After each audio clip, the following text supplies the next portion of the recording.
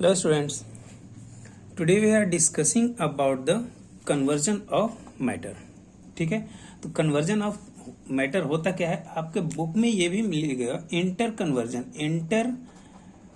Conversion of matter. देखो inter conversion of matter का मतलब क्या हुआ। इंटर का मतलब हमने बताया था कि बिटवीन, कन्वर्जन का मतलब कन्वर्ट होना, किसका, मैटर का। मैटर का कन्वर्ट होना किसके बीच में, that is solid to liquid and liquid to gas, again from gas to liquid, liquid to solid, और directly from gas to solid और gas to liquid. Is that, ये directly from solid to gas. ये इतने conversion होंगे। तो ये conversion कैसे होते हैं और इसमें कौन कौन से प्रोसेसेस होते हैं, उस पर हम लोग आज डिस्कस करेंगे। ठीक है, तो जैसा आप लोग जानते हो, solid can convert into liquid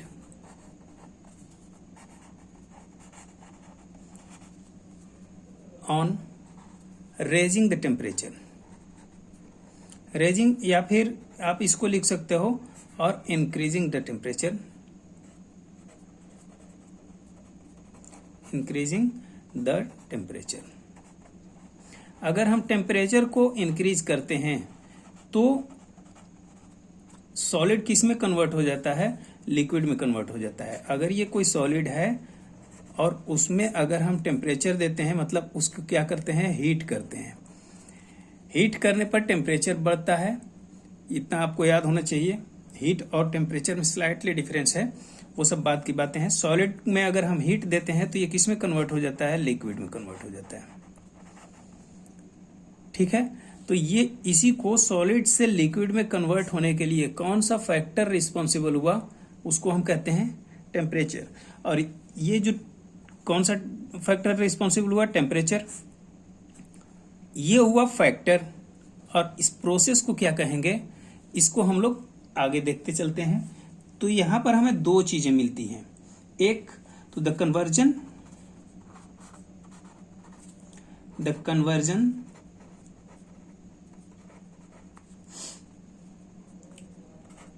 of solid to liquid state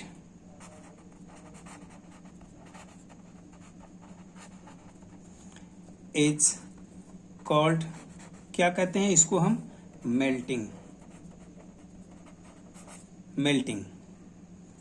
the conversion of solid to liquid is known as melting. अब यहां एक बात आती है कि मेल्टिंग तो इसको कहते हैं, फिर मेल्टिंग पॉइंट क्या होता है। तो याद रखिएगा, melting point is indicated by m.mp, और mp को हम मेल्टिंग पॉइंट कहेंगे। मध्य प्रदेश मत समझ लेना, ठीक है। mp is melting point here. और मेल्टिंग पॉइंट क्या होता है, that minimum temperature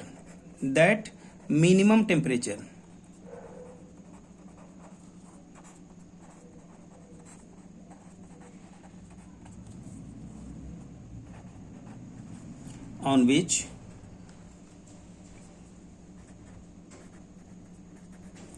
any solid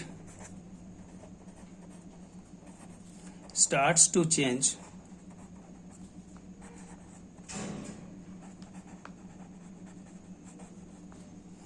its state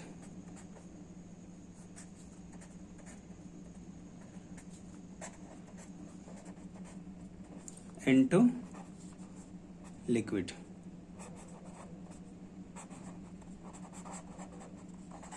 ठीक है, वह मिनिमम टेम्परेचर जिस पर कोई सॉलिड लिक्विड में कन्वर्ट होना शुरू हो जाता है, उसको हम क्या कहते हैं, मेल्टिंग पॉइंट। ये बात आपको याद रखनी होगी। और एक बात और, आपको कभी कहा जाएगा कि मेल्टिंग फ्यूजन फिर क्या होता है, तो याद रखिएगा कि मेल्टिंग, या इसी को हम नाम देते हैं फ्यूजन। इसी को हम क्या कहते हैं, फ्यूजन।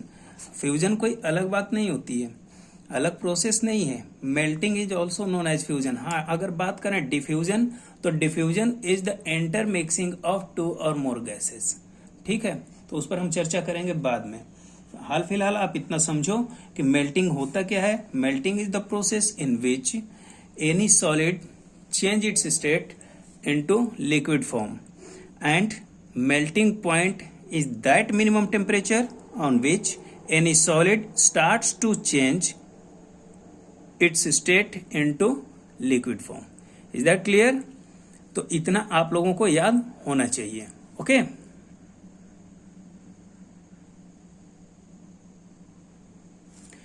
अब देखो सेकंड अपनी बात आती है, उसको कहते हैं लिक्विड से अगर हमें चेंज करना है। जैसे मान लो कोई हमारे पास सॉलिड है, ये कोई सॉलिड है, ठीक है। सॉलिड जैसे मान लो सॉलिड में क्या लेते हैं हम, आइस लेकर चलते हैं। आइस किस स्टेट में होता है, सॉलिड स्टेट में होता है। किसका कन्वर्जन फॉर्म है, ये है वाटर का कन्वर्जन फॉर्म। तो सॉलिड से अगर हम आइस में हीट देते हैं, हमने हीट दिया, तो ये किस में कन्वर्ट हो जाएगा, वाटर में कन्वर्ट हो जाता है, मीन्स लिक्विड में, वाटर में कन्वर्ट हो गया। यहां क्या था, सॉलिड था, वाटर किस में आ गया, लिक्विड में। अगर हमने हीट दिया, कितना हीट दिया, above 0 degree Celsius, more than 0 degree Celsius,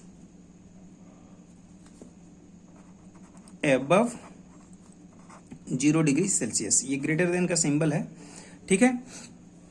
0 degree Celsius से जैसे ही हम टेम्परेचर को आगे बढ़ाए, ये वाटर में कन्वर्ट होना शुरू हो गया। तो ये जो 0 डिग्री सेल्सियस है, या 0 डिग्री सेल्सियस से जितना हम टेम्परेचर आगे बढ़ाए, जहां पर ये वाटर बनना शुरू हो गया, that is known as its melting point. तो 0 डिग्री सेल्सियस आप हमेशा याद रखिएगा, 0 degree celsius is the freezing point of water and also melting point of ice. 0 degree celsius पर वाटर आइस में भी कन्वर्ट होता है। स्लाइटली अगर कम हो जाता है टेम्परेचर, तो वाटर आइस में कन्वर्ट होना शुरू हो जाता है। और 0 डिग्री सेल्सियस आइस का मेल्टिंग पॉइंट भी होता है। इतना आपको याद होना चाहिए, ठीक है। अब आते हैं अपने दूसरे फॉर्म को।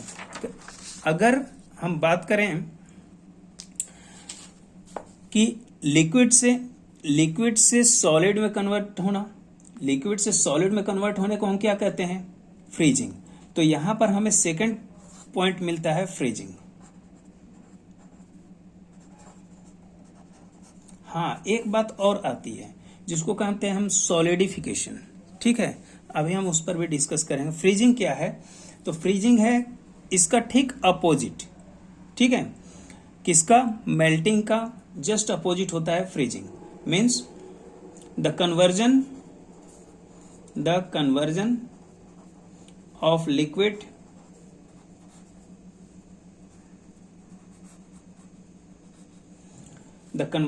liquid into solid is called, क्या कहते हैं इसको हम, फ्रीजिंग, ठीक है। अगर हमारे पास ये वाटर है, वाटर से ये किस में बदल रहा है, आइस में। तो इसके साथ इसके लिए कोई कंडीशन होगा, यहां पर कुछ तो कंडीशन होगा। हमने आइस को वाटर में कन्वर्ट करने के लिए क्या किया था, हम लोगों ने हीट सप्लाई किया था, तब जाकर आइस वाटर में कन्वर्ट हुआ था। जस्ट उसका अपोजिट ये है, मतलब यहां क्या करना होगा, कूल। हमने यहां कूलिंग करना शुरू किया, वाटर को किस में कन्वर्ट हो गया, आइस में, ठीक है। तो याद रखिएगा हमेशा कि जब भी बात आती है फ्रीजिंग की या फिर बात आती है मेल्टिंग की, तो melting is takes place on supplying of heat, and freezing takes place on cooling the liquid. Is that clear? Now यहां पर भी एक बात आती है, freezing point.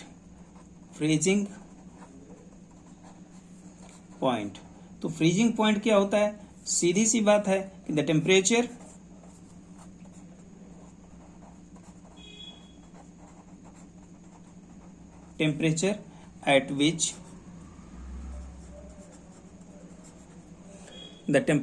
at which the conversion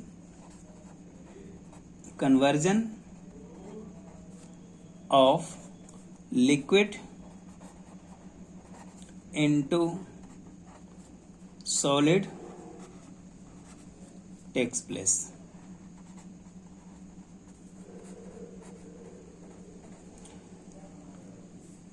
that minimum temperature, वह टेम्परेचर जिस पर लिक्विड सॉलिड में कन्वर्ट होना शुरू हो जाता है, that is known as freezing point of liquid. Liquid का फ्रीजिंग पॉइंट होता है, आप याद रखिएगा, फ्रीजिंग पॉइंट कभी भी सॉलिड का नहीं होगा. ठीक है. नेक्स्ट पॉइंट, नेक्स्ट अगर हम डिस्कस करें तो देखो इसमें एक और बात आती है. अगर हमारे पास कोई एक सॉलिड है, ये सॉलिड के मॉलिक्यूल्स हैं, हम ये कंसीडर करते हैं कि all the molecules of solids are in spherical form. ठीक है, स्फेरिकल फॉर्म में हैं, ये हम कंसीडर करके चलते हैं. इस फिगर को आप लोग ध्यान रखेंगे, ये बार बार आपको मिलेगा. अगर यहां पर ये किस फॉर्म में है, सॉलिड है. सॉलिड कितने पर, रूम टेम्परेचर पर. रूम टेम्परेचर पर ये किस में है, रूम टेम्परेचर पर ये किस फॉर्म में है, सॉलिड फॉर्म में. अगर हम इसमें हीट सप्लाई करते हैं तो ये किस पर आता है, मेल्टिंग पॉइंट पर.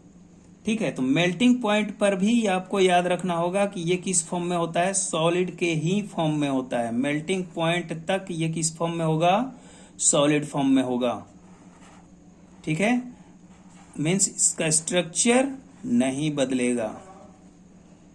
ये किस पर आया, सॉलिड एट मेल्टिंग पॉइंट. हाँ, अगर हम बात करें मेल्टिंग पॉइंट, अगर मेल्टिंग पॉइंट से टेम्परेचर को हम रेज करते हैं या इंक्रीज करते हैं, अगर हम मेल्टिंग पॉइंट से भी टेम्परेचर को आगे बढ़ाते हैं, तब ये किसमें इसके मॉलिक्यूल्स के बीच में क्या हो जाता है, डिस्टेंस बनना शुरू हो जाता है, जिसको हम क्या कहते हैं, इंटरमोलिकुलर स्पेस. हम लोग इसको डिस्कस कर चुके हैं पिछले क्लास में. इंटरमोलिकुलर स्पेस क्या होता है, molecules between the space found between the molecules are known as intermolecular space. और इंटरमोलिकुलर स्पेस कब ज्यादा होता है, इस पर हम लोग डिस्कस किए हैं कि अगर attraction force between the molecules, attraction force molecule के बीच में अगर क्या होता है, ज्यादा, तो इंटरमोलिकुलर फोर्स स्पेस होता है कम. अगर if intermolecular force is greater than intermolecular space will be less. Intermolecular force is less, then intermolecular space will be greater. तो ये तो हुई हमारी बात इंटरमोलिकुलर स्पेस और इंटरमोलिकुलर फोर्स की. तो यहां आप देखोगे कि सॉलिड के केस में in all these molecules are combined to each other closely packed due to intermolecular force is maximum in this case. When we reach the temperature of solid, it reach at the melting point. And on melting point the force will be decreased slightly and the distance between the molecules will be slightly large, but at this temperature it will be in same condition. If we raise the temperature more in above the melting point, then the molecules will be go far from each other due to force of attraction will be weak and intermolecular space will be large. Is that clear? Now here one more thing, we have a topic that is latent heat. Latent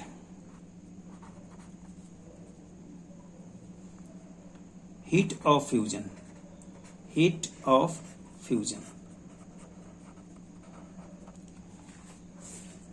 latent heat of fusion क्या होता है, तो इसको आप लोग याद रखोगे, बार बार पूछा जाएगा आपसे, या आगे क्लास में भी ये काम में आएगा. और वो ये होगा कि the amount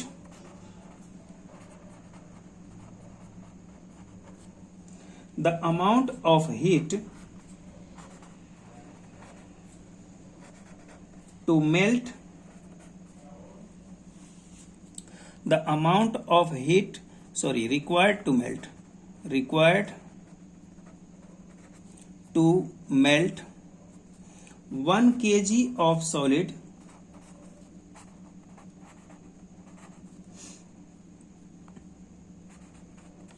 to its liquid state, the amount of heat required to melt, ये क्या है, required to melt 1 kg of solid to its liquid state at its melting point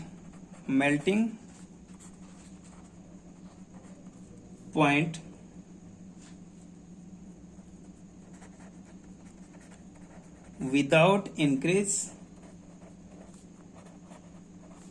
in temperature.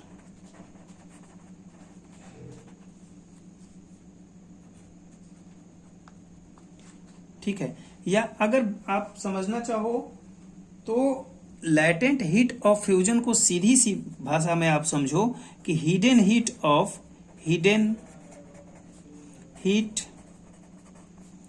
Of any substance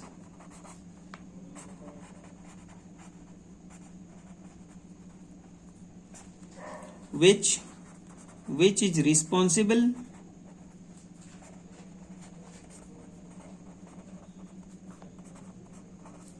for changing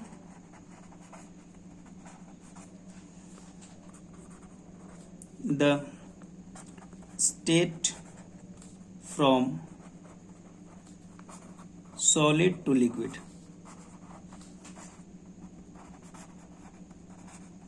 is known as latent heat of fusion.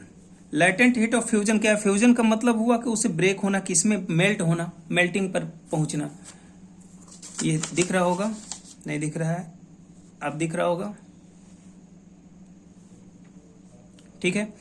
तो सीधी सी बात है कि यह है क्या, हिडन हीट है, hidden heat of any substance. Her substance में कुछ ना कुछ हीट एनर्जी होती है जिसे हम क्या कहते हैं, लैटेंट हीट कहते हैं। अगर वो उस एनर्जी पर without increasing the temperature any solid change its state from solid to liquid, that heat is known as latent heat of fusion. Clear है? Is that okay? Now our second point is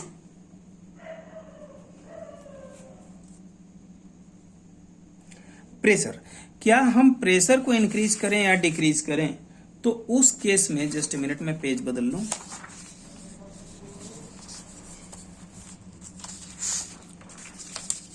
this is our first page and this is our second page. Now we are going on third page.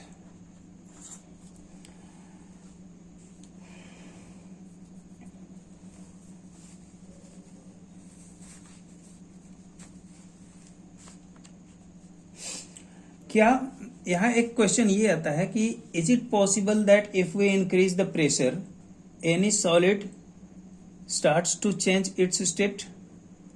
क्या हम किसी solid पर pressure डालते हैं तो वो liquid state में कन्वर्ट हो सकता है? इज इट पॉसिबल और नॉट?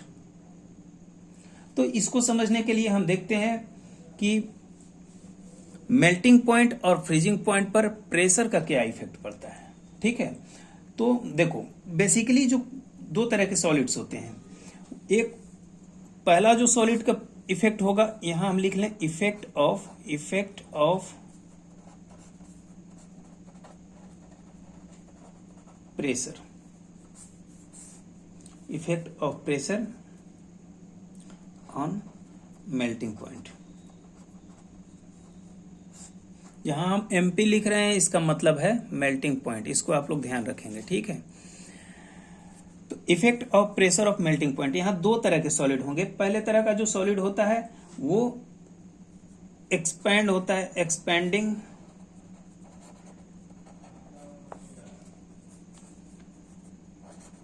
ड्यूरिंग मेल्टिंग, ठीक है। पहला जो सॉलिड होगा उसको हम अगर मेल्ट करते हैं तो उसमें एक्सपेंड होगा, बढ़ेगा, वो फैलेगा बाहर की तरफ। और जो दूसरे टाइप का सॉलिड होता है वो क्या होता है, कॉन्ट्रैक्ट होता है, मीन्स कॉन्ट्रैक्शन ड्यूरिंग मेल्टिंग। अगर हम मेल्ट करते हैं तो उसमें कॉन्ट्रैक्शन होता है। क्या ये पॉसिबल है कि अगर हम किसी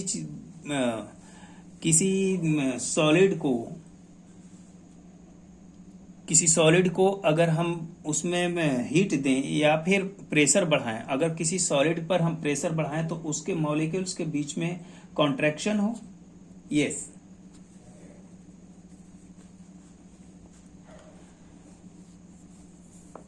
अब यहां देखो ये कौन कौन से हैं। अगर मान हम बात करते हैं एक्सपेंडिंग ड्यूरिंग मेल्टिंग, अगर मेल्टिंग में ऐसा क्या हो जाता है तो इफेक्ट ऑफ प्रेशर, यहां हम लिख सकते हैं कि इफेक्ट ऑफ प्रेशर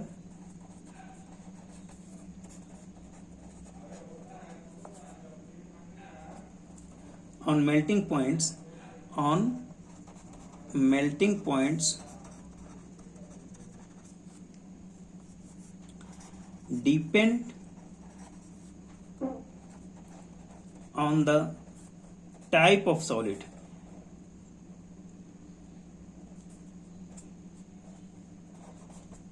सॉलिड के टाइप पर डिपेंड करता है कि किस टाइप का सॉलिड है। अगर हम उसे मेल्ट करते हैं तो उसमें स्पेंड होगा। जैसे अगर मान लो आयरन है, आयरन का कोई रॉड लेते हो, उसमें अगर आप हीट एनर्जी देते हो तो उसमें आपको दिखेगा एक्सपेंशन, उसके मॉलिक्यूल्स एक दूसरे से दूर होने की कोशिश करना शुरू कर देंगे। वहीं अगर आप बात करते हो कि उस पर प्रेशर देते हो, ये तो बात हुई टेम्परेचर की।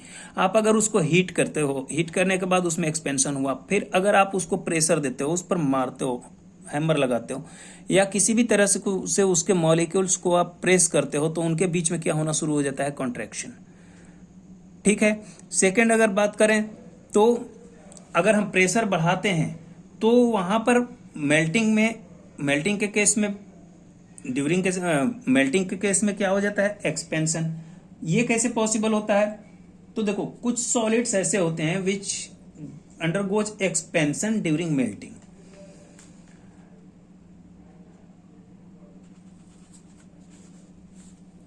And this process undergo contraction during the opposite process that is known as solidification। यहाँ एक बात आती है solidification की। तो solidification क्या होता है कि when the solid undergo expansion during melting, undergo contraction during the opposite process, that is known as solidification। That means increase in pressure increase the melting point of the solid। भाई किसी भी solid में अगर हम pressure को increase करते हैं तो उसका मेल्टिंग पॉइंट क्या हो जाता है, इंक्रीज हो जाता है। ऐसा क्यों होता है? मान लो हमारे पास कोई ये एक सॉलिड है, ठीक है, और इसके जो मॉलिक्यूल्स हैं, अगर हम इसमें ये मॉलिक्यूल्स हैं इस पर प्रेशर बढ़ाएंगे तो एक तो molecules, all the molecules in case of solid are called closely packed, एक दूसरे से क्लोजली पैक्ड होते हैं। और इस केस में अगर हम प्रेशर बढ़ाते हैं, यहां से हमने दिया प्रेशर, तो क्या होगा कि मॉलिक्यूल्स और एक दूसरे के नजदीक आएंगे, जो इनके बीच में स्लाइटली स्पेस होता है, स्लाइटली एकदम कम स्पेस होता है, जहां ये सिर्फ वाइब्रेट कर सकते हैं, उस स्पेस को भी ऑक्युपाई करना शुरू कर देते हैं। Means they all are going to close to each other. तो जब ये एक दूसरे से काफी क्लोज हो जाएंगे ऑन अप्लाइंग द प्रेशर। अब हम अगर यहां पर प्रेशर अप्लाई करेंगे तो सेकंड कंडीशन क्या आएगा, ये कुछ इस तरह से हो जाएंगे और इतने ही बीच में सारे मॉलिक्यूल्स कंप्रेस्ड हो जाएंगे, इनके बीच में कॉन्ट्रैक्शन बढ़ेगा। This process is known as contraction. अब ये जो प्रोसेस होता है, अब अगर हम इसमें हीट देते हैं, मान लो हमने दिया 1000 डिग्री सेल्सियस, 1000 डिग्री सेल्सियस अगर इसमें अप्लाई करेंगे तो ये आसानी से यहां से मेल्टिंग पॉइंट पर पहुंच जाएगा। लेकिन वही 1000 डिग्री सेल्सियस अगर हम यहां से अप्लाई करते हैं तो इस केस में सबसे पहले इन मॉलिक्यूल्स में एक्सपेंशन होगा और उसके बाद में वो मेल्टिंग पॉइंट तक पहुंचेगा। मीन्स व्हाट, कि in case of A and B, अगर हम इसको ए और इसको बी मान लें तो melting point of B will be greater than melting point of A. Why? तो इसके साथ ये रीजन ये होगा कि ऑन अप्लाइंग प्रेशर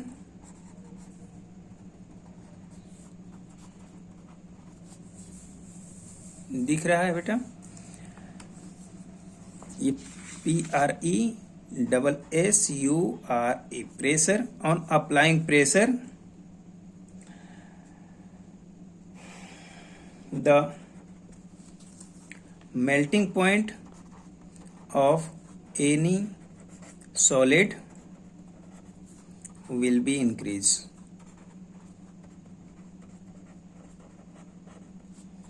ठीक है, तो ये पॉइंट्स आपको याद करना होगा। करेक्ट है ना? इसका मतलब क्या हुआ कि जैसे हम प्रेशर अप्लाई करते हैं, all the molecules are going to be contract to each other, एक दूसरे के बीच में कॉन्ट्रैक्ट होना शुरू हो जाते हैं। और जब कॉन्ट्रैक्ट होंगे तो अगर हम टेम्परेचर बढ़ाते हैं तो सबसे पहले उनका कॉन्ट्रैक्शन टूटेगा, उनके बीच में जो पैकिंग है वो टूटेगी और उसके बाद वो मेल्टिंग पॉइंट तक पहुंचेंगे। बट इन फर्स्ट केस अगर हम इसमें अप्लाई करते हैं तो ये डायरेक्ट मेल्टिंग पॉइंट पर पहुंचेंगे, because they are not too much closely packed. Is that clear? तो इतने तक हम लोग रोकते हैं, इसके बाद हम लोग डिस्कस करते हैं नेक्स्ट क्लास में। ओके।